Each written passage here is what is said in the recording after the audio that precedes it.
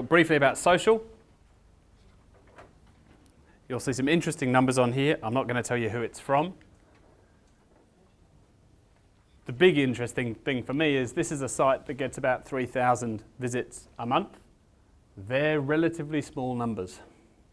Now, they're not actively pushing social really, really hard, so the proportion may well be different for you. The point I'm trying to make is throw this dashboard into your analytics account, but don't expect it, unless you're pushing social really hard, to be massively useful for you. It may be, it may not. I was surprised how small these numbers are. So this is built into Ad Analytics to a certain extent of showing me what the action was by different social sources.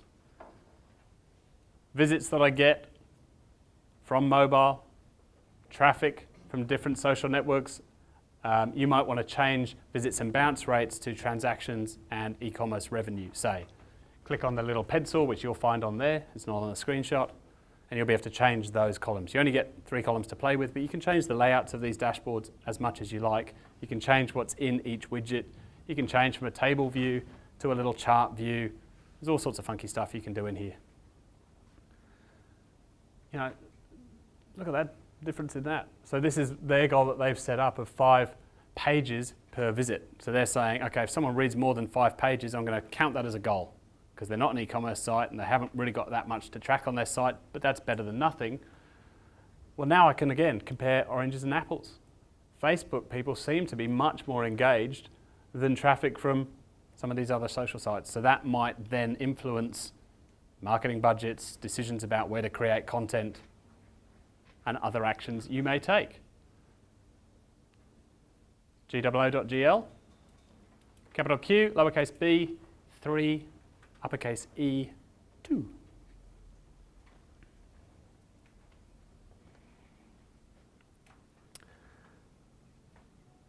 So I've talked a little bit about customization already. I just wanted to sum up some of the other things that you can do without getting deep and geeky on you.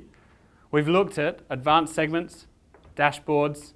We've looked at custom segments, but there's also custom reports. All those table views that we've looked at, the traffic sources report, the mobile report, you can actually change the columns of those if you want. Very few people are going to want to do that, so I'm not going to spend any time on it, but just know that you can. If you're looking at a report and think it's got to be really useful to have e-commerce rate and bounce rate on the same table, which isn't there by default, you can add that if you want using custom reports. The quick way to get custom reports and more dashboards and more advanced segments